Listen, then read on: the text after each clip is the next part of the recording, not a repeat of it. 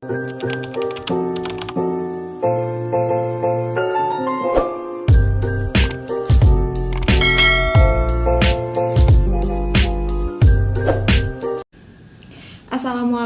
warahmatullahi wabarakatuh. Perkenalkan, nama saya Safatania Salsabila dengan NIM 20070250007. Video ini dibuat untuk memenuhi tugas akhir mata kuliah Manajemen Resiko dengan dosen pengampu Insinyur Agung Haryanto. Materi yang akan saya bawakan pada video kali ini adalah tentang pengelolaan resiko pada bank syariah.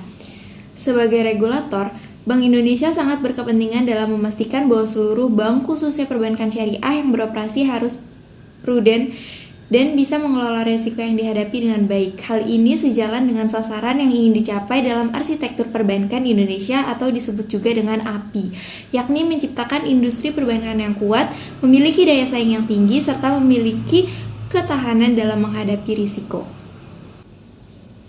Selama ini, pengelolaan resiko yang ditetapkan dalam bidang perbankan masih ada beberapa yang harus dikembangkan dan diperbaiki dalam realisasinya. Hal ini dapat dilakukan dengan melakukan pendekatan dan memahami konsep yang diterapkan dalam manajemen risiko perbankan melalui pendekatan framework NIST mengacu pada arsitektur perbankan Indonesia. Terdapat 6 pilar dalam arsitektur perbankan Indonesia.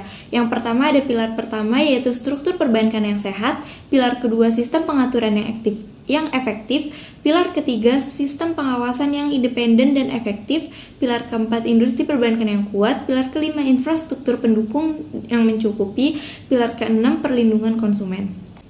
Dalam kerangka manajemen risiko lembaga keuangan syariah mengacu pada Basel Accord 2 atau yang juga diterapkan pada perbankan konvensional. Dalam kerangka manajemen risiko lembaga keuangan syariah mengacu pada Basel Accord 2, yang mana Basel Accord 2 ini juga digunakan pada lembaga perbankan konvensional dan disesuaikan dengan karakteristik lembaga keuangan dengan prinsip syariah.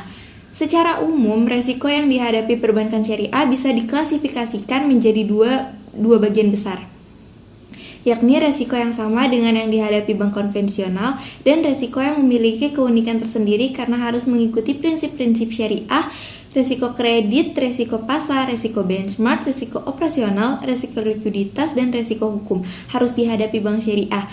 Akan tetapi, karena harus mematuhi aturan syariah, resiko-resiko yang dihadapi bank syariah pun menjadi berbeda. Efisiensi bank syariah dipengaruhi secara positif oleh regulasi terkait pilar ketiga Basel II, yaitu kekuasaan pengawasan yang lebih tinggi, dan keterbukaan selanjutnya regulasi terkait pilar pertama, yaitu persyaratan permodalan, berdampak positif terhadap efisiensi teknis bagi bank syariah.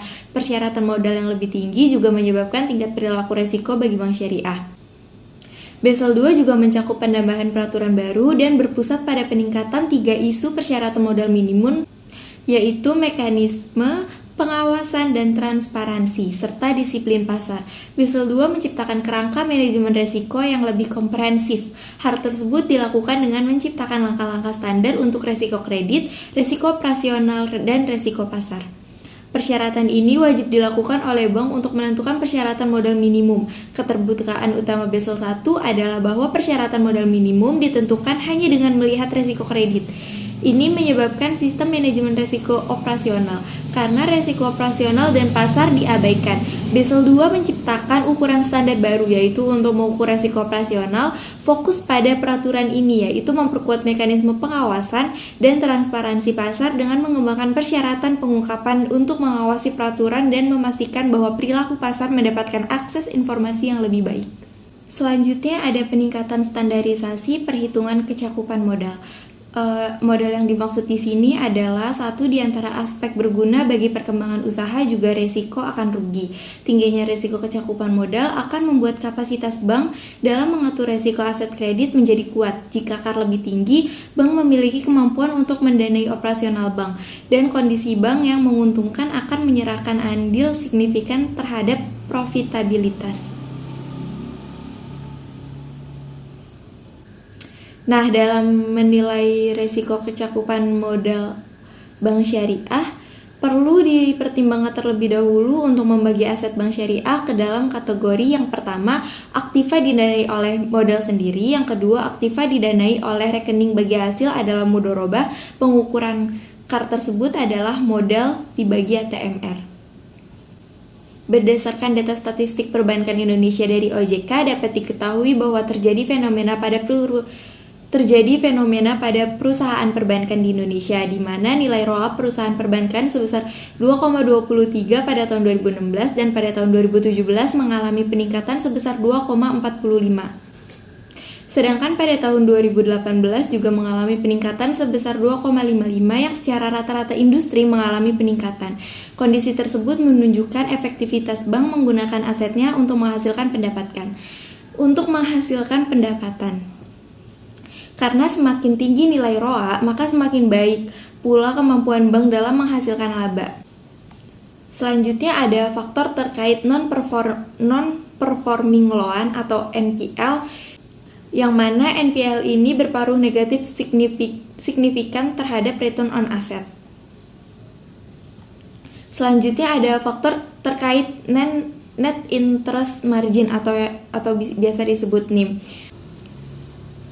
Yang ketiga adalah faktor terkait net interest margin atau yang biasa kita sebut dengan NIM. Selanjutnya ada program sertifikat manajemen risiko. Sesuai dengan peraturan Bank Indonesia nomor 5/8 PBI/2003 tentang penerapan manajemen risiko bagi bank umum, merupakan wujud keseriusan Bank Indonesia dalam masalah manajemen risiko perbankan. Keseriusan tersebut tidak dipertegas lagi dengan dikeluarkannya peraturan Bank Indonesia nomor 7 pada tahun 2005 tentang sertifikasi manajemen risiko bagi pengurus dan pejabat bank umum, yang mengharuskan seluruh pejabat bank dari tingkat terendah hingga tertinggi memiliki sertifikat manajemen risiko sesuai dengan tingkat jabatannya. Kedua peraturan tersebut dilengkapi dengan Peraturan Bank Indonesia Nomor 8/4 PBI tahun 2006 yang disempurnakan dengan Peraturan Bank Indonesia Nomor 8/14 PBI tahun 2006 tentang pelaksanaan Good Corporate Governance atau GCG bagi bank umum, yang menunjukkan keseriusan Bank Indonesia dalam meminta mengurus perbankan agar taat untuk menerapkan manajemen risiko guna melindungi kepentingan stakeholders. Dengan demikian, sudah menjadi kewajiban bagi perbankan untuk mengembangkan serangkaian prosedur dan metodologi untuk mengidentifikasi risiko yang timbul dari kegiatan usaha tersebut.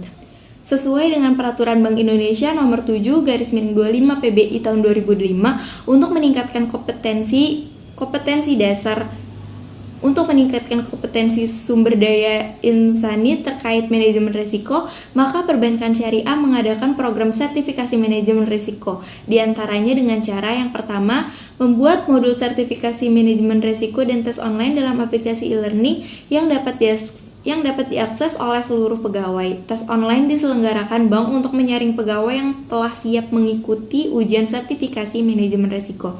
Selanjutnya, melakukan training internal sertifikasi manajemen risiko dan tryout untuk memaksimalkan persiapan ujian sertifikasi tersebut. Yang terakhir, mengikut sertakan seluruh pegawai bank dalam ujian sertifikasi manajemen risiko yang diselenggarakan oleh Badan Sertifikasi Manajemen Risiko. Segitu saja yang bisa saya sampaikan, kurang lebihnya mohon maaf. Wassalamualaikum warahmatullahi wabarakatuh.